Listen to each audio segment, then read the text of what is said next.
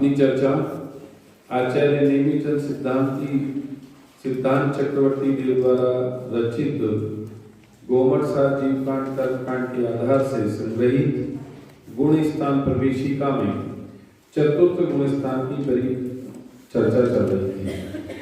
चतुर्थ गुण स्थान का नाम है अविरत सम्यक गुण स्थान, मतलब जो व्रतों से विरत है ना, जिसके जीवन में दोनों प्रकार का संयम नहीं होता, प्राणी संयम और ना इंद्रिय संयम। अपन गाथा पढ़ते हैं, नो इंद्रियेषु विरतो, मिला कि नहीं? नहीं मिला क्या आप लोगों को? तो बोलो जोर से, नो इंद्रियेषु विरतो, नो विवेकावरेत शिवापि,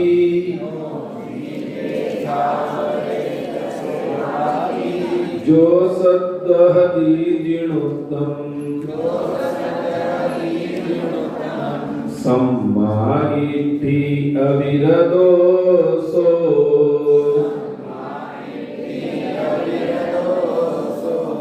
जो परिणाम सम्यक दर्शन से सहित हो परंतु इंद्रिय विषयों से और त्रस स्थावर की हिंसा से अविरत हो, अर्थात एक देश या सर्वदेश किसी भी प्रकार से संयम से रहित हो, उस परिणाम को अविरत सम्यक गुण स्थान कहते हैं। मतलब जो सम्यक दृष्टि जीव होता है उसके जीवन में कोई संयम नहीं होता है। समझ में बात? तो संयम नहीं होता है का मतलब ये नहीं है कि वे अन्याय और अभक्ष आदि का भी सेवन करता हो, है ना। एक देखो जैनी पता है कितने प्रकार के होते हैं? जैनी भी पता है ना कितने? 3 प्रकार के, तो अपन वैसे 4 प्रकार की भी चर्चा आती है ना। अब 4 प्रकार की तो अपन क्या करें, लेकिन चलो बता ही देते हैं जब 4 प्रकार की आई गई है। एक तो कुल अपेक्षा जैनी, है ना। एक जन्मधारी जैनी, है ना, जिसको नामधारी नहीं, एक जन्मधारी जैनी। अब उसको आप कुल अपेक्षा कह लो या जन्म अपेक्षा कह लो। एक नामधारी जैनी, एक वास्तविक जैनी, और एक भदैया जैनी। समझ में आई बात? कुल अपेक्षा अथवा जन्मधारी जैनी तो वह है जिसने जैन कुल में जन्म लिया है ना। समझ में आ रही बात? कुल की अपेक्षा जैन कुल में जन्मा अथवा जैन कुल में जन्मा ही है, तो जन्मधार से जन्म से वो जैन है, जैन कुल में जन्मा, इसलिए कुल अपेक्षा जैन है वो। ठीक है, समझ में आ रही बात की नहीं आ रही? एक होता है नामधारी जैनी। नामधारी जैनी किसे कहते हैं? कि जिसके 5 उदंबर और 3 मकार का त्याग होता है। समझ में आई बात? समझ में आ रही बात नहीं आ रही? 5 उदंबर और 3 मकार। 3 मकार कौन कौन से? मध्य, मास और मधु, 3 तो ये। और 5 उदंबर फल, उमर, कठूमर, पाकर फल और बड़ और पीपल, जिसके इन 5 फलों का त्याग होता है। तो 5 उदंबर फल और 3 मकार, अथवा इन्हीं आचार्यों ने नामधारी जैनी की परिभाषा ये भी दी है कि जिसके जीवन में देव दर्शन, रात्रि भोजन का त्याग और पानी छान करके पीना, जिसके जीवन में ये और 5 उदंबर फलों का त्याग पाया जाता है, उसे नामधारी जैनी कहते हैं। कौन सा जैन कहा उसे? मतलब ये केवल नाम का जैन है। ध्यान से सुनना, जो कल मैंने बात कही थी, है ना। नामधारी जैनी कहलाता है वो, जिसके जीवन में ये अष्ट मूल गुण पाए जाते हैं। ठीक है। एक कहलाता है सच्चा जैनी। सच्चा जैनी मतलब कौन? जिन आज्ञा माने सो जैन। तो जिन आज्ञा तो यही है सबके लिए कि भाई तुम अपनी आत्मा को जानो। तो जो अपनी आत्मा को जानता, मानता और अनुभवता है, वास्तव में वो जैन है है ना। आज्ञाकारी पुत्र कौन? किसकी? जो अपने पिता की आज्ञा माने, है कि नहीं? वही तो अपन भी लोक में उसे ही कहते हैं ना कि यही वास्तव में मेरा पुत्र है। क्यों? क्योंकि ये मेरी आज्ञा को मानता है। तो जिनेंद्र जिन आज्ञा माने सो जैन, समझ में आई बात? इसी प्रकार जिनेंद्र भगवान की आज्ञा को जो स्वीकारता है, मानता है, उसका अनुचरण करता है, वही तो वास्तव में जैन है। बाकी नाम जन्म लेने से अथवा रात्रि भोजन का त्याग, 5 उदंबर का त्याग, देव दर्शन और पानी छान करके पीने से कोई काम विशेष होने वाला नहीं है। इतना जरूर है कि पाप से बचेंगे, पुण्य में लगेंगे, दुर्गति से बचेंगे और स्वर्ग आदि की प्राप्ति कर लेंगे। लेकिन ये जैन कुल केवल स्वर्ग आदि की प्राप्ति के लिए नहीं मिला है। ये जैन कुल तो नर से नारायण बनने के लिए मिला है। इस पर्याय से ही मुक्ति की प्राप्ति हो सकती है अनंत विजय जी। और किसी पर्याय से मुक्ति की प्राप्ति हो सकती है क्या? कि नहीं हो सकती है। समझ में आ रही बात की नहीं आ रही? तो इसलिए 3 प्रकार के जैनी बताई कि नहीं बताई? समझ में आई बात? तो उसके जीवन में भले ही किसी प्रकार का कोई व्रत नहीं है, संयम नहीं है, लेकिन सदाचार है ना। कल मैंने कहा था ना, हम कभी ये अहंकार करते हैं क्या कि हमने मल मूत्र का त्याग किया? कि क्यों करेंगे? वो तो त्यागने योग्य ही है। तो रात्रि भोजन भी कोई करने लायक नहीं है, रात्रि में भी कोई पानी पीने लायक भी नहीं है।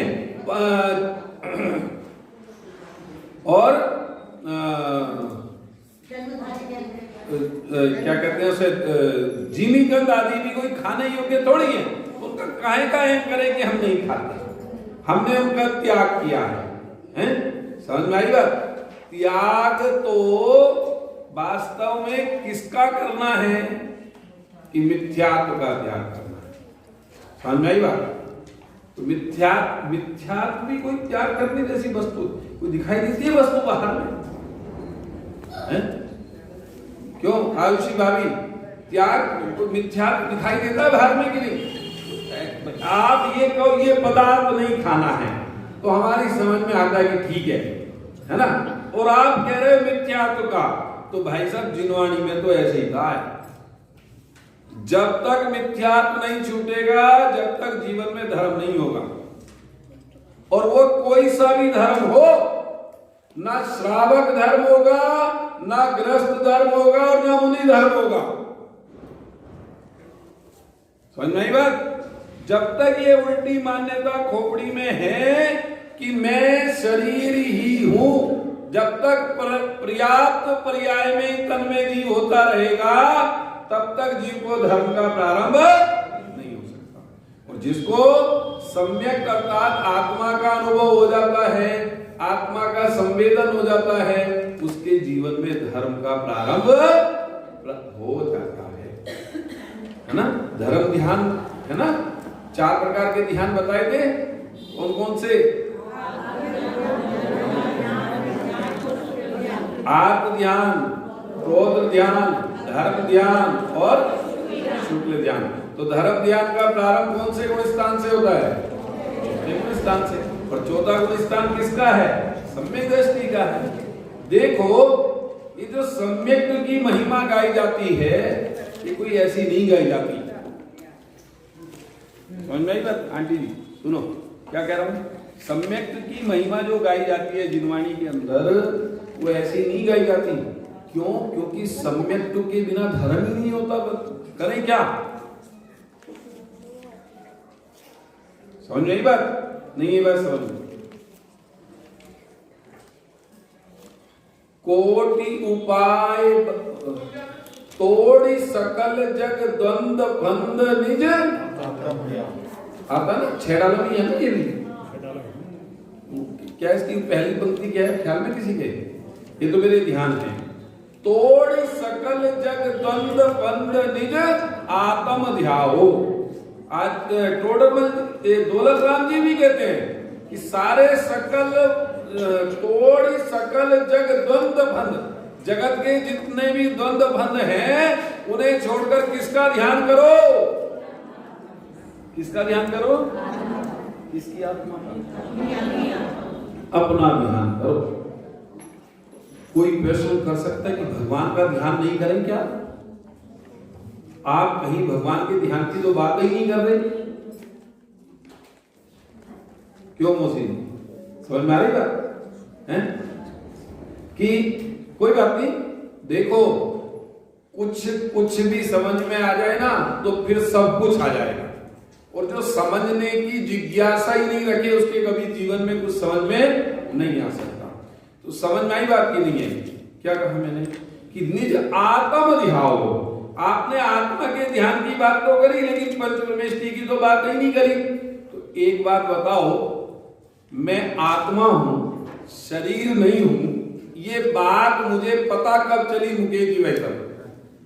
कि जब मैं जिनेंद्र भगवान के पास आया ना, अरे बिना देव शास्त्र गुरु के पास आए तो ये बात पता चल ही नहीं सकती कि मैं कौन हूं, भगवान कौन है। आप पढ़ते हो जिनवाणी की स्तुति में, पढ़ते हो क्या पढ़ते हो? अब पढ़ जाते हैं, इतनी फुर्सत हो रही होती है कि क्या पढ़ते हो हम बता दें। क्यों संगीता जी, ऐसे ही है कि नहीं? जावानी के ज्ञान ते, कौन सी वाणी के ज्ञान से? हाँ, जिनवाणी के ज्ञान ते सूझे लोका लोक। जिनवाणी का ज्ञान ऐसा है कि जिससे लोक अलोक का ज्ञान हो जाता है, छदमस्त होते हुए। देखो कैसी गजब की बात है। और एक और पढ़ते हैं, इसमें आता है नहीं वीर, अब ध्यान नहीं किसमें आता है, ध्यान से सुनना। तो किस भांति पदार्थ पाती, कहां लहते अविचारी।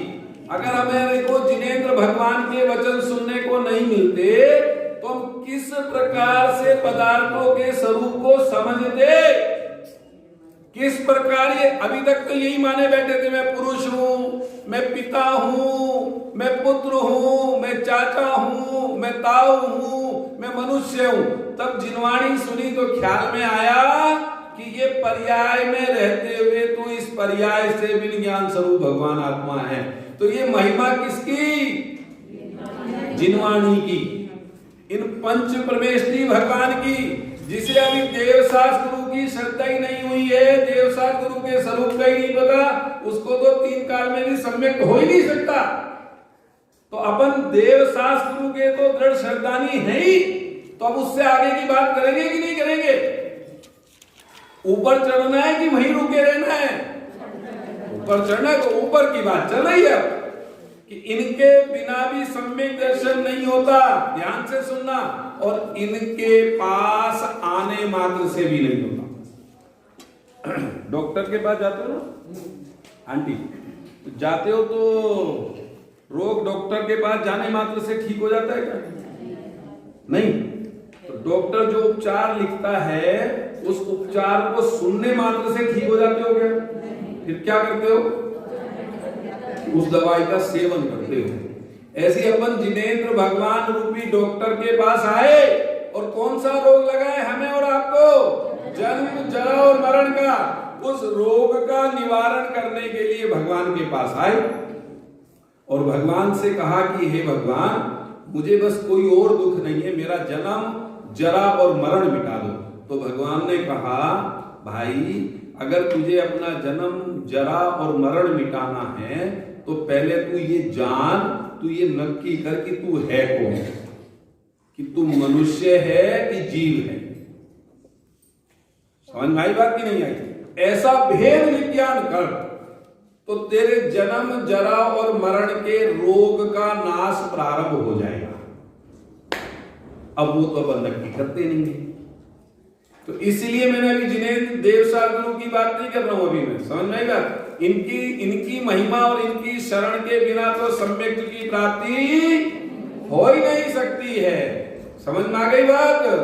तो सम्यक्त की महिमा जिनवाणी में क्यों गाई? क्योंकि सुखी होना हो तो सम्यक्त को अंगीकार करना। देखो, मैंने कल एक बात कही थी, अब हमारी समझ में नहीं आती तो हम नहीं कह सकते। आचार्य समर्थ बद्धदेव ने क्या गजब की गाथा लिखी है। गाथा नंबर 33 और प्रथम मतलब यहाँ पे श्लोक है, तो श्लोक ही कहेंगे, गाथा नहीं कहेंगे। गाथा प्राकृत में होती है और संस्कृत में श्लोक होते हैं, है ना। तो यहाँ श्लोक लिखा है 33 नंबर का है, रतनकंड शावकाचार में। आप खोल करके देख लेना कि मैं कहीं गलत तो नहीं बोल रहा हूं। ग्रस्तो मोक्ष मार्गस्तो निर्मोहो नैव मोहमान अनगारो ग्रहीषेयान् निर्मोही मोहिनो मुने निर्मोही मोहिनो मुने। देखो क्या कह रहे, ध्यान से सुनना जरा एक मिनट, अभी लिखना नहीं है, सुनना। जिसे दर्शन मोह नहीं है ऐसा ग्रस्त मोक्ष मार्ग में स्थित है। निर्मोहो नैव मोहमान, अर्थात जिसके मोह नहीं है, निर्मोही है, ग्रस्तो ऐसा ग्रस्त मोक्ष मार्गस्थो मोक्ष मार्ग में स्थित है ना। निर्मोहो ग्रस्तो मोक्ष मार्गस्थो मतलब निर्मोही ग्रस्त मोक्ष मार्ग में स्थित है। और मोहमान अनगारो, जो मोही अर्थात दर्शन मोही, अनगारो, अनगार किसे कहते हैं पता है? किसे कहते हैं? मुनि महाराज को, कि जो मोही मुनि है तथा मोही मोहवान मोहिनो मुने, अर्थात जो मोही मुनि है, मोह सहित, वो कौन है? कि ग्रह रहित मुनि मोक्ष मार्गी।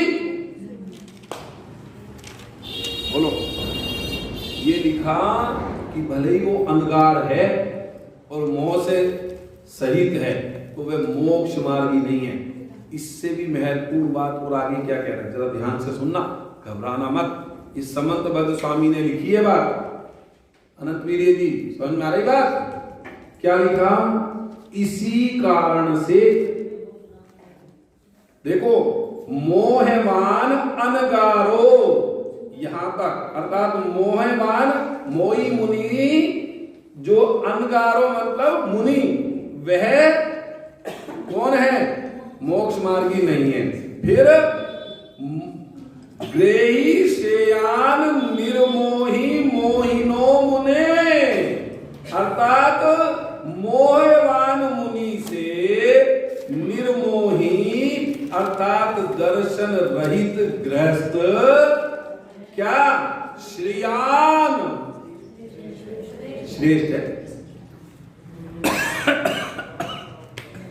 क्या लिखा? तुम्हारी बात क्या लिखी? कि निर्मोही मुनि से निर्मोही ग्रस्त श्रेष्ठ है। तो क्या फिर मुनिराजों को श्रेष्ठ मानना चाहते? हाँ, ये बात नहीं है, ध्यान से सुनना।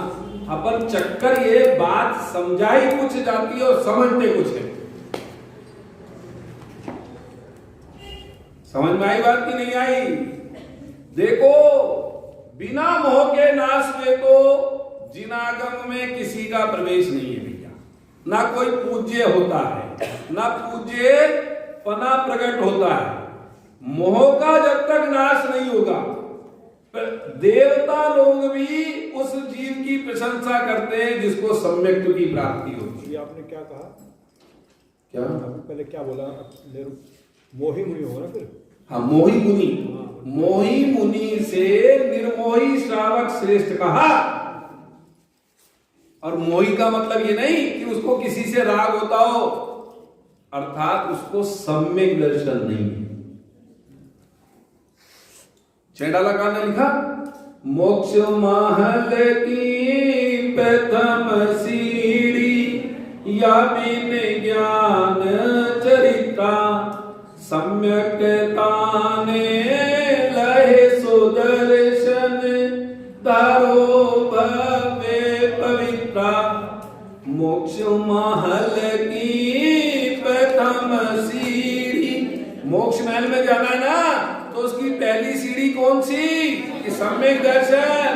मोक्ष महल की प्रथम सीढ़ी या बिन ज्ञान चरित्रा। सम्यक दर्शन के बिना जितना ज्ञान वो सब मिथ्या ज्ञान। जितना चारित्र मोक्ष महल की प्रथम सीढ़ी या बिन ज्ञान चरित्रा सम्यक्ता न लहे सुदर्शन। इसलिए धारो भव्य पवित्रा, ऐसा पवित्र सम्यक दर्शन अंगीकार करो जो ज्ञान को सम्यक ज्ञान कर दे, चारित्र को सम्यक चारित्र कर दे। और वह ऐसा पवित्र सम्यक दर्शन निशुद्धात्मा के श्रद्धान पूर्वक ही होता है, उसके बिना होता नहीं। बहुत सारे लोग कहते हैं कि ये परिभाषा कहां से हुई कि आत्मा के श्रद्धान से मुकेश जी सम्यक दर्शन होता है। अनंत विधि जी समझ में आ रही बात? हमने तो शास्त्र में सुना है कि देव शास्त्र गुरु की श्रद्धा का नाम सम्यक दर्शन है, तत्वार्थ श्रद्धा नाम सम्यक दर्शनम। हमने तो दोनों परिभाषा सुन रखी है। सच्चे देव शास्त्र गुरु की श्रद्धा करना, इसका नाम सम्यक दर्शन। ठीक है? अरे बोलो तो सही, कुछ तो बोलो। अनंत क्या नाम तुम्हारा? जय भगवान जी, समझ में आ रही बात है? देव शास्त्र गुरु की श्रद्धा का नाम सम्यक दर्शन तो लिखा है, चरणामृत में लिखा। और उमा स्वामी ने तत्वार्थ श्रद्धा नाम सम्यक दर्शनम लिखा। तो फिर आत्म श्रद्धानम सम्यक दर्शनम की परिभाषा कहां से आई? पहले तो ये परिभाषा भी आचार्यों ने दी है अध्यात्म ग्रंथों में। दूसरी बात, एक बात का उत्तर देना मुझे, जो द्रव्यलिंगी मुनि होते हैं जिनका शास्त्रों में वर्णन आया है, क्या वे सच्चे देव शास्त्र गुरु के सिवा किसी और को मानते होंगे? जरूर मानते। और फिर भी उनको मिथ्या दृष्टि कहा। मिथ्या उनके कहा कि नहीं कहा? अरे बोलो तो सही।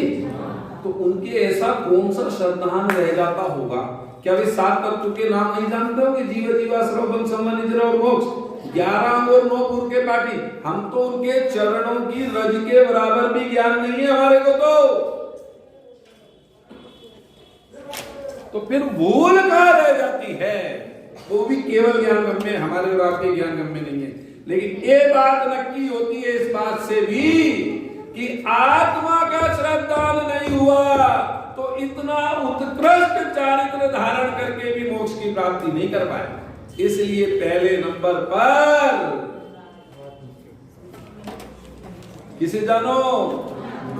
अपने को जानो। समझ में आई बात? तो अपनी चर्चा सम्यक की चल रही है। बहुत सारी मेरे पास बहुत भाव आ रहा था सम्यक दर्शन गुण स्थान का। मैंने मोक्ष ये रतनकंड शावकाचार्य परमागम भी खोला, इसमें बहुत सारी चीजें हैं। बताऊंगा तो बहुत समय व्यतीत हो जाएगा। चौथा गुण स्थान आज भी रह जाएगा। ठीक है, चलिए। कल ये बात आ गई थी कि 2 प्रकार का संयम होता है, एक प्राणी संयम और एक इंद्रिय संयम। इंद्रिया कितनी बताई थी? और छठा मन। और प्राणी संयम कितने प्रकार का? 6 प्रकार का। 5 स्थावर और छठा त्रस। वह दोनों प्रकार का संयम अविरति सम्यक दृष्टि के नहीं होता है। समझ में आई बात कि नहीं आई? लेकिन सदाचार होता है। मैं बार बार इस बात को अंडरलाइन कर रहा हूं। क्यों? क्योंकि ये बात बहुत दूर तक लोग सुन रहे हैं, कहीं मेरी बात का अन्यथा अर्थ ना निकाल लें, है ना। उसके जीवन में सदाचार होता है, अन्याय अनीति और अवक्ष का। चलिए, सम्यक 3 प्रकार का होता है, औपशमिक सम्यक, छायोपशमिक सम्यक और छायिक सम्यक। 3 प्रकार का सम्यक सबके पास है ना पुस्तक तो? ठीक है, कौन कौन सा सम्यक होता है? किताब में देख के बोलेंगे आप, बिना किताब में देख के गलत बोलते हो। बोलिए। अलग अलग नहीं, पहले नंबर पर, दूसरे नंबर पर, तीसरे नंबर पर छाई। 3 प्रकार का सम्यक्त होता है जो चतुर्थ गुण स्थानवर्ती जीव को होता है। ठीक है, जब जीव को पहली बार सम्यक्त होता है, मिथ्या दृष्टि कितने प्रकार के बताए थे? 2 प्रकार के। कौन कौन से? एक और भी प्रकार बताया था, अनादि और सादी मिथ्या दृष्टि। ठीक है अनुराग भाई, अनादि और सादी। तो अनादि मिथ्या दृष्टि जिसको आज तक सम्यक्त की प्राप्ति नहीं हुई, जब उसे पहली बार सम्यक दर्शन की प्राप्ति होती है तो वह 5 कर्मों का उपशम करता है। कितने कर्मों का? 5। एक दर्शन मोहिनी में मिथ्यात्व का, यानी कि दर्शन मोहिनी का पूरी का, और अनंतानुबंधी चतुष्क का। कितने कर्मों का उपशम करा उसने वहां पर? 5। कौन कौन से समझ में आ गए? अरे कुछ तो बोलो, आगे बोलो तो सही, कौन कौन से? और अनंतानुबंधी चतुष्क, उसे मिथ्यात्व भी कह सकते हैं आप। मिथ्यात्व और अनंतानुबंधी चतुष्क। अनंतानुबंधी चतुष्क कहा तो मतलब क्रोध, मान, माया, लोभ। ठीक है, उन 5 कर्मों को दबाता है सम्यक दृष्टि। जब दबाता है तो देखो, किसी चीज को आपने दबाया है ना, पुरुषार्थ के पूर्वक, है ना, तो फिर वो उठेगी बात, है ना, वो उठेगा। तो जब उसके कोई कर्म उदय में आता है तो उसकी फिर 2 अवस्थाएं बनती हैं। ध्यान से सुनना। एक अवस्था तो ये बनती है, एक ही अवस्था बनेगी, 2 अवस्था बनेगी। या तो वह मिथ्यात्व स्थान में चला जाए, नीचे की ओर चला जाए, अभी मैं मिथ्यात्व की बात नहीं करूंगा, या तो वह नीचे की ओर चला जाए, ठीक है, या वह ऊपर की ओर चला जाए, और या वह उसी गुण स्थान में बना रहे। ठीक है ना, ये अवस्था बनेगी। तो उपशम सम्यक दृष्टि जो है, जिसने पहली बार सम्यक की प्राप्ति करी है, वो 5 कर्मों को दबाता है, दर्श मिथ्यात्व और अनंतानुबंधी चतुष्क को। जब वह उनको दबाता है तो उस स्वानुभव के काल को कहो, आत्मा की प्रतीति के काल को कहो, जब उसे ऐसा अनुभव होता है ना, मैं आत्मा ही हूं, तो जो ये अनुभूति का काल है, हूं का संवेदन जब जीव को वर्तता है, तो वह अनुभूति का काल है अंतर्मूरक। और अंतर्मूरक असंख्यात प्रकार के बताए आपको, तो उसमें से आप ये मानो कि बहुत छोटा सा समय है, वो छोटे वाला अंतर्मूरक है। तो जब उस अनुभूति के काल से या तो वह जीव नीचे की ओर गिरेगा या वह ऊपर की ओर गिरेगा, और जब ना नीचे गिरे ना ऊपर गिरे, उसी गुण स्थान में बना रहे, तो फिर उसके मिथ्यात्व के वो उस अनुभव के वेदन से, अनुभव से 3 टुकड़े कर देता है। मिथ्यात्व तो जो 3 टुकड़े करता ना मिथ्यात्व के, उसमें से उसके एक सम्यक प्रकृति का उदय आ जाता है। कौन सी प्रकृति का? तो उसको कहते हैं क्षयोपशम सम्यक। समझ में आ गई बात कि नहीं आ गई? उसको क्या कहते हैं? छायोपशमिक सम्यक। उसको क्या कहते हैं? छायोपशमिक सम्यक। जब उसके सम्यक प्रकृति का उदय रह जाए ना, तो उसको कौन सा सम्यक कहते हैं? छायोपशमिक सम्यक। और जब उसकी अंदर से सारा का सारा मिथ्यात्व नाश हो जाए और अनंतानुबंधी भी खत्म हो जाए, समझ में आ गई बात? तो उसको कौन सा सम्यक कहते हैं? छायिक सम्यक। समझ में आ गई कि नहीं आ गई बात? अरे समझ में कुछ तो बोला करो भैया। रितु जी समझ में आ रही बात मेरी? देखो मैं प्रयास इतना कर रहा हूं कि आप लोगों को बिल्कुल सरल सुबोध भाषा में समझाऊं। अब देखो एक उदाहरण से समझाता हूं। एक गिलास में अपन ने पानी लिया और उस पानी में मट्टी थी। समझना जरा ध्यान से, उस पानी में क्या थी? मट्टी। पूरा का पूरा पानी गिलास में गंदा दिखाई दे रहा, गंदा पानी एक गिलास में है ना। अब अपन ने उसके अंदर क्या डाला? फिटकरी डाल दी। तो फिटकरी डालने से वो सारी गंदगी नीचे बैठ गई। समझ में आ गई बात? अब ऊपर का पानी आपको कैसे दिखाई दे रहा है? साफ। तो ऐसे ही उपसम सम्यक तुम्हें ऐसा ही आत्मा का अनुभव होता है, बिल्कुल शुद्ध आत्मा का अनुभव। समझ में आई बात? समझ में आ रही बात? अभी वो गंदगी गिलास में से निकली है कि नहीं? बैठी है ना वहीं, और जरा सी ठसक लगी उस गिलास में तो कोई कोई कण ऊपर को आ जाता है। पूरा पानी गंदा नहीं हुआ, ध्यान से सुनना। पानी अभी साफ 99% साफ दिखाई देता है, समझ में आएगा, लेकिन कोई कोई कण ऊपर को भी आता हुआ दिखाई देता है, यानी सम्यक प्रकृति का उदय। उसका नाम छायोपसमिक सम्यक। छायोपसमिक, छायोपसमिक का मतलब समझ गए? छह और उपसम जिसमें है। समझ में आई बात की नहीं आई? छायोपसमिक सम्यक। अब छयोपसमिक सम्यक की परिभाषा फिर समझाऊंगा तो कर्णाम योग में चली जाएगी, अभी ये समझ लो। तो वो समझ में आया कि वो पानी में जरा सी ठसक लगी तो 2-4 कण ऊपर की ओर आ जाते हैं, उसका नाम कौन सा कहा? सम्यक। पानी बिल्कुल गंदा दिख रहा है क्या? लेकिन मट्टी अभी गंदगी नीचे बैठी है। अब उस पानी में से सारी गंदगी निकाल करके बाहर जाएगी, उसका नाम क्या है?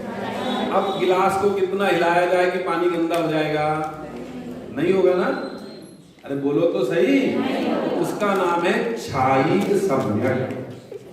बेटा नहीं, दोनों बच्चे, उसका नाम है छायिक सम्यक, और वह छायिक सम्यक केवली के पाद मूल में ही होगा। यहां तक तो समझ में आ गई बात?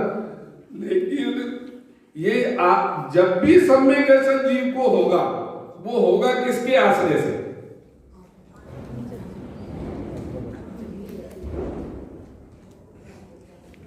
मामला गोल है, समझ में आई बात? हाँ जी बोलो दिद्दू जी। ये पक्का है या वैसे ही हवा में तीर? हाँ, मजबूती से उत्तर आना चाहिए। ये मोक्ष मार्ग की बात है, यहाँ लचर पचर जीवों की बात नहीं है, जिनको अभी ऐसा लगता हो कि इधर भी चले जाओ, इधर भी चले जाओ, यहाँ भी चले जाओ, वहां भी चले जाओ, उनके तो सम्यक की बात ही नहीं, उनके तो हो ही नहीं सकता सम्यक। जिसको ऐसा लिखा शास्त्र में, सम्यक सन्मुख मिथ्या दृष्टि, ध्यान से सुनना, सम्यक के सन्मुख हुआ जो अभी मिथ्या दृष्टि है, सम्यक नहीं हुआ, उसे स्वप्न में भी कभी देवसास गुरु के स्वरूप में शंका पैदा नहीं होती। अरे पहले नंबर पर यह निर्णय तो करो कि मेरे को सम्यक की प्राप्ति होगी किसके आश्रय से। आप कहते हो कि देवसास गुरु के आश्रय से, तो क्या अनादि से आज तक देवसास गुरु का आश्रय नहीं किया? मुनि ऐसे ही बन गया, 11 अंग और 9 पूर्व का पार्टी ऐसे ही बन गया कि खूब किया, लेकिन सम्यक प्रकार से निज आत्मा का आश्रय नहीं, इसलिए सम्यक नहीं हुआ। तो फिर क्या देवसास गुरु का आश्रय नहीं? उल्टा अर्थ मत निकालो, उल्टा अर्थ निकालोगे तो दुर्गति में आप जाओगे, मैं नहीं जाऊंगा। मेरा अभिप्राय समझो। मैं बार बार अपनी बात को कहने के बाद उसको सावधानी उसमें रखता हूं, मुझे इसलिए रखना पड़ता है कि श्रोता बहुत सारे नए हैं, बिना अभ्यास वाले हैं, वो कई बात को ले जाकर के उल्टी प्रस्तुत ना कर दे। इनके बिना भी सम्यक नहीं होगा, और इनके पास आने मात्र से भी सम्यक नहीं होगा।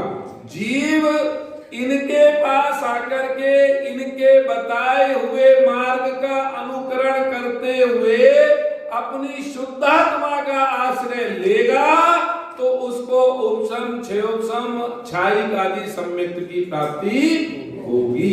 इसका नाम है अविरत सम्यक, इसका नाम है धर्म का प्रारंभ, इसका नाम है ज्ञानी, इसका नाम है केवली भगवान का लघुनंदन, इसका नाम है मोक्ष मार्गी। समझ में आ रही बात? बच्चे के चक्कर में बच्चे को लिखना है तो आप तो सुनो ध्यान से। समझ में आई कि नहीं यही बात? इसलिए निज शुद्ध आत्मा का आश्रय लेना जरूरी है। गीत किसके गाएं? इन्होंने ही बताया है। इनके गीत गाते गाते ही अपनी अपनी सुधाती है। क्यों? भगवान को देख करके अनंत वीर्य जी भगवान कहां देख रहे हैं? देखो, नासार दृष्टि तो व्यवहार से कहने में आती है, ध्यान से सुनना। वो तो अपने में देख रहे हैं। जब अपने में देखते हैं तो नासार दृष्टि बाहर में हो जाती है। सकल ज्ञेय ज्ञायक तदपि निजानंद रस लीन। वो तो अपनी आत्मा के आनंद के रस में लीन रहते हैं। सारे ज्ञेय उनके ज्ञान में झलकने पर भी उन्हें उनसे कोई प्रयोजन समझ में आई बात? तो भगवान को देख करके एक ख्याल में आना चाहिए कि जहां भगवान देख रहे हम भी वही देखेंगे तो हम भी इनके जैसे बन जाएंगे।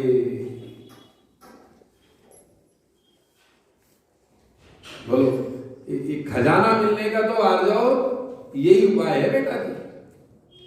क्या कि अंदर की ओर देखना है, ये विचार करना है कि मैं कौन हूं। ये समझ में आ जाए तो सम्यक की प्राप्ति हो जाए। ठीक है? तीनों सम्यक समझ में आए कि नहीं आए? बोलो भैया। औपसमिक सम्यक, छायोपसमिक सम्यक और छायिक सम्यक। ठीक है? अब आगे बढ़िए। चलो अब देखो नीचे, इस औपसमिक सम्यक का काल चारित्र की अपेक्षा यहां सम्यक चारित्र कहा है। क्यों कहा है? क्यों कहा है? देखो, कहीं कहीं ऐसा भी कहते हैं कि चतुर्थ गुण स्थान में चारित्र नहीं होता, तो अपन उसे नहीं भी माने, आप नहीं मानो तो हमें कोई आपत्ति नहीं है। लेकिन एक बात जरूर विचारणीय है कि अनंतानुबंधी कसाय चौकड़ी चारित्र मोहिनी कर्म का भेद है कि दर्शन मोहिनी का भेद है? राजकुमार जी, अब जब चारित्र मोहिनी की एक कसाय घटी तो कुछ तो एक भ्रम की स्थिति और इस गुण स्थान में लोगों को खड़ी होती है। मैंने एक दिन और इशारा करा था, फिर करता हूं। जब हम आत्मा के अनुभव की बात करते हैं चतुर्थ गुण स्थान में, तो लोगों को ऐसा लगता है कि आत्मा का अनुभव तो 13वें गुण स्थान में होता है। कहते नहीं होता कि सच्ची बात है, आत्मा का दर्शन, आत्मा अनुभव। मैंने एक चीज बताई थी कि एक तो ज्ञान और दर्शन प्रत्यक्ष होती है आत्मा, समझ में आई बात? और एक अनुभव प्रत्यक्ष होती है आत्मा। अशोक अंकल जी, चतुर्थ गुण स्थान में आत्मा अनुभव प्रत्यक्ष है, ज्ञान और दर्शन प्रत्यक्ष नहीं है। क्योंकि ज्ञान और दर्शन प्रत्यक्ष तो 13वें गुण स्थान में होती है। आप कहोगे अनुभव प्रत्यक्ष समझ में नहीं आई। नहीं आई ना समझ में बात? नहीं आई। देखो सुनो, अभी लिखो मत, अभी आप सुनो बस केवल, है ना? जो याद रहेगा इसे घर पे जाकर के प्रवचन को सब पे आ रहा है वो सुन लेना, है ना? और उसमें से ही नोट कर लेना। देखो, अंधे को उदाहरण दिया था ना, मिश्री खिलाई, तो वो जानता है कि मेरे को क्या खिलाया, लेकिन स्वाद को तो वेदन होता है कि नहीं होता? होता है कि नहीं? स्वाद तो जानता है कि मीठा है। ऐसे चतुर्थ गुण स्थान में जब जीव को आत्मा का अनुभव होता है, अनुभव कहो, प्रतीति कहो, श्रद्धा कहो, है ना? समझ में आई बात? और उसे अब तुम भेद विज्ञान भी कहो, है ना? जो नाम आप दे सकते हो। कहीं कहीं पर आचार्यों ने उसे स्वरूपाचरण कहा, सम्यक्त्वाचरण कहा। माने अब जब वो आत्मा का अनुभव होता है तो उसे कौन से सुख का वेदन होता है, अनुभव होता है सुख का। सुख कौन सा सुख? कौन सा सुख? कि अतीन्द्रिय। अतीन्द्रिय मतलब अनाकुल, अनाकुल मतलब निराकुल सुख का अंश वेदन में उसके आता है। समझ में गए? 6 डाला की पहली डाल किसने पढ़ी? अरे हाथ तो खड़ा सा कर लो जरा, पता तो चल जाए कि थोड़ा थोड़ा सा अभ्यास कितने लोगों का है। बहुत सारे लोगों का नहीं। उसमें पहली ढाल में ही आत्मा के हित की बात बताई। आत्म को हित है सुख। अभी रुक जाओ, अरे रुक तो जाओ भैया, ठीक है, मुझे पता है सबकी याद है। आत्मा का हित काय में है? आत्म को हित है सुख। अरे पहले यहां तक तो आ जाओ। क्यों निर्मल आंटी, आत्मा का हित काय में है? फिर उत्तर नहीं दे रहे, अब वो पढ़ने के लिए आगे को भगने को तैयार बैठे। बोलो जी, आत्मा का हित काय में है? हैं? अब बोल, गजब की बात तो ये है, 6 डाला पढ़ी है और पढ़ करके मेरे साथ साथ आगे बढ़ने को भी तैयार बैठे हैं, और ये नहीं पता कि आत्मा का हित काय में। आत्म को हित है सुख। आत्मा का हित काय में है? सुख में है कि नहीं? अपन सब सुख चाहते हैं कि नहीं? हैं? तो वो सुख कैसा है जिसमें आत्मा का हित है? आत्म को हित है सुख, सो सुख आकुलता बिन कहिए। वो सुख आकुलता से रहित होता है, अर्थात निराकुल होता है। तो चतुर्थ गुण स्थानवर्ती जीव को जब आत्मा का संवेदन होता है, आत्मा का अनुभव होता है, सम्यक की प्राप्ति होती है, आत्मा की प्रतीति होती है, तो उसे अंश मात्र उस निराकुल सुख का वेदन होता है। इस सुख के वेदन की अपेक्षा चतुर्थ गुण स्थानवर्ती के अनुभव को प्रत्यक्ष अनुभव कहा जाता है। समझ में आई बात की नहीं आई? अच्छा एक बात बताओ, आप तो आंख वाले हो ना, दिखता है ना आंख से? शिल्पी जी, दिखता कि नहीं बराबर? तो आपने मिश्री चखी तो आपको भी उसका स्वाद कैसा आया? मीठा। और अंधे ने मिश्री चखी, उसको भी स्वाद कैसा आया? ठीक है। इसीलिए कहा कि चतुर्थ गुण स्थान में ऐसे सुख का स्वाद ज्ञानी चख लेता है। और वो जब देखो, सुनना जरा मेरी बात को, उसके अगर ये नहीं होवे तो उसके जीवन में परिवर्तन प्रारंभ कैसे हो? अनंत जी, आप जानते हो ना पैसे की कीमत क्या है? जानते हो कि नहीं जानते? कि हाँ भाई साहब, कैसे नहीं जानते? कि देखो, अगर 10,000 रुपए हो तो बढ़िया कूलर लगाया जा सकता है, 40,000 रुपए हो तो बढ़िया एसी लगाया जा सकता है, और 1,00,000 रुपया हो तो उस एसी को चलाने के लिए बहुत बढ़िया जनरेटर लगाया जा सकता है, और जनरेटर लगा, और 2,00,000 रुपया हो तो बढ़िया डबल बेड के गद्दे पर लेट करके उस एसी की ठंडाई का आनंद लिया जा सकता है। अब ऐसे ऐसे ऐसे ऐसे ऐसे वो धन की वृद्धि और उससे भौतिक सुख की प्राप्ति आप अनुमानित करते हो ना, तो उसके लिए दौड़ते चले जाते हैं अपन लोग। अपन सभी की एक ही बात है, अपन उसी में बैठे हैं अभी। ऐसे ही जब सम्यक दृष्टि को वो निराकुल सुख का वेदन चतुर्थ गुण स्थान में होता है, तो वह उस सुख की प्राप्ति का पुरुषार्थ और तेज करता है। और जब वो देखो चीज असली मिल गई, तो अब जब एक बार असली चीज मिल गई तो उसमें रहने का पुरुषार्थ करता है, और जितना जितना पुरुषार्थ उसके जीवन में बढ़ता है उतना उतना उसकी विषय कषायों से निवृत्ति बढ़ती चली जाती है। बाहर में 5वां गुण स्थान, बाहर में अनुव्रत आ जाते हैं, फिर 2 कषाय चौकड़ी के अभाव पूर्वक शुद्धि बढ़ती जाती है, फिर बाहर में मुनि दशा प्रकट हो जाती है, फिर 3 कषाय चौकड़ी के अभाव पूर्वक शुद्धि बढ़ जाती है, और फिर श्रेणी मांडता है, श्रेणी मांडते हुए छपक श्रेणी में चढ़ता है, छपक श्रेणी में चढ़ते हुए क्षीण मोह 12वें गुण स्थान में पहुंचता है, और 12वें गुण स्थान में पहुंच करके सर्वज्ञत्व अर्थात 13वें गुण स्थान को प्राप्त कर लेता है। ये मोक्ष मार्ग है। वो निराकुल सुख की कणिका भी वेदन में नहीं आवे तो संसार असार है ये अनुभूति में कैसे आवे? अशोक जी समझ में आ रही बात? बहुत कई बार चर्चा किसी जीव विशेष के हिसाब से भी निकल जाती है। कैसी गजब, मतलब सोचना कि वो क्यों उसके विषयों से निवृत्ति होती है, क्यों? देखो लोक में हमारा कोई जरा सा उपकार कर दे तो हम उसके उपकार को भूलते हैं क्या लोग में? कि नहीं भूलते हैं? नहीं भूलते ना। कितना बहुमान आते भाई साहब, सारी दुनिया ने हमारा साथ छोड़ दिया था लेकिन उनने नहीं छोड़ा था, हम उसका उपकार जीवन में नहीं भूल सकते। ऐसी 4 गति 84 लाख योनियों में घूमते घूमते घूमते घूमते घूमते घूमते कहीं भी सच्ची सुख शांति नहीं मिली। इन बीतरागी देवशास्त्र गुरु की शरण में आकर के मेरे को आत्मा के निराकुल सुख का वेदन हुआ तो हो महा उपकारी है ये देवशास्त्र गुरु। ऐसा बहुमान, ऐसी सच्ची भक्ति उन्हें देवशास्त्र गुरु के प्रति पैदा होती है जैसी मिथ्या दृष्टि को 3 काल में नहीं हो सकती। क्यों? क्योंकि उसका भला हुआ है।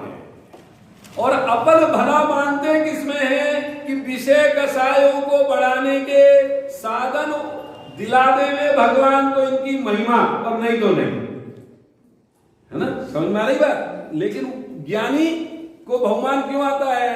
कि ज्ञानी को बहुमान इसीलिए आता है कि इन्होंने ऐसे सुख की प्राप्ति करा दी जो आज तक किसी ने नहीं कराई।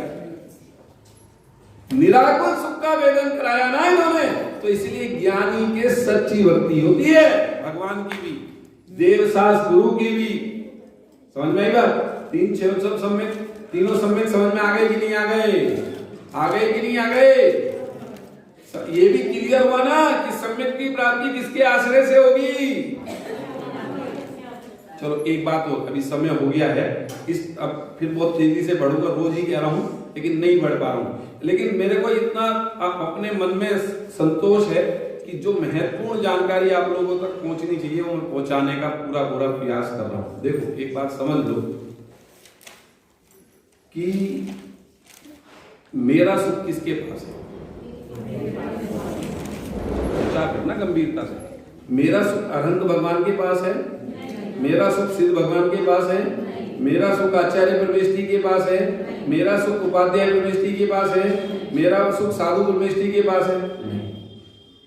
नहीं है ना? ये बात तो नक्की है ना। सुखी होने के लिए हमें करना क्या पड़ेगा? विचार करो। भूख लगी हो तो किसके पास जाना पड़ेगा? खाने के लिए किसके पास जाना पड़ेगा? कि रोटी के लिए रोटी के पास जाना पड़ेगा ना। रोटी को खाएंगे तो भूख मिटेगी, ठीक है कि नहीं? और सुख चाहिए तो सुख जिसके पास मिलेगा उसी के पास जाओगे तभी मिलेगा या वैसे ही मिल जाएगा? बताओ। अच्छा एक बात बताओ, हमारी सात सभा में कौन कौन बुद्धिमान व्यक्ति है? देखो मैं उससे ही बात का पक्का कर लूंगा कि ये सर्वश्रेष्ठ बुद्धिमान है कि जिस व्यक्ति को हाथ में सोने की अंगूठी खरीदनी हो और वह पंसारी की दुकान पर जाकर के कहे कि भैया मुझे सोने की अंगूठी दे दो, तो जो पंसारी की दुकान पर जाकर के सोने की अंगूठी खरीदने के लिए जाता है वो बुद्धिमान व्यक्ति है कि नहीं? मैं तो उसे बुद्धिमान मानता हूं। नहीं है? चलो सोच समझ के बोलो, है कि नहीं? नहीं है। तो सोने की अंगूठी खरीदने वाले को किसके पास जाना पड़ेगा? सर्राफ के पास जाना पड़ेगा। ऐसे ही हमें सुख चाहिए, निराकुल सुख चाहिए, तो किसके पास मिलेगा हमें सुख? अपनी आत्मा के पास। तो अपनी आत्मा के पास जाने के लिए हमें करना क्या पड़ेगा कि आत्मा के स्वरूप का विचार, आत्मा के स्वरूप का चिंतन, आत्मा के स्वरूप का ध्यान, और ध्यान पूर्वक आत्मोपलब्धि होती है। लेकिन आत्मा के पास तक जाने का मार्ग बताएगा कौन? कि बीतरागी देव शास्त्र गुरु। समझ में आ गई बात? इनको छोड़ करके किसी और से सीखने जाओगे, समझने जाओगे तो भटका देगा। इन वीतरागी देवसा गुरु की शरण में आओगे तो अपनी शरण में चले जाओगे और सुखी हो जाओगे 101%। समझ में आई बात?